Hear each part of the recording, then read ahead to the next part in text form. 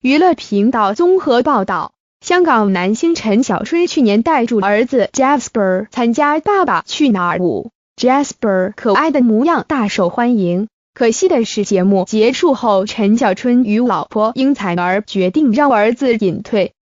日前，英采儿爸爸贴出外孙照片 ，Jasper 明显变胖的模样惊呆粉丝。英爸在母亲节前夕发文，表示给妈咪休息1天吧，只有他1年365天，只休明天啊！对于女儿的心疼显而易见。而英爸秀出的照片中，可看到 Jasper 坐在车内，俏皮的对镜头比呀，模样十分可爱，但跟过去瘦瘦的身材似乎有些不同。不仅小手变得肉嘟嘟，就连下巴肉也溢出，手上还拿住零食，憨厚模样掀起热烈讨论。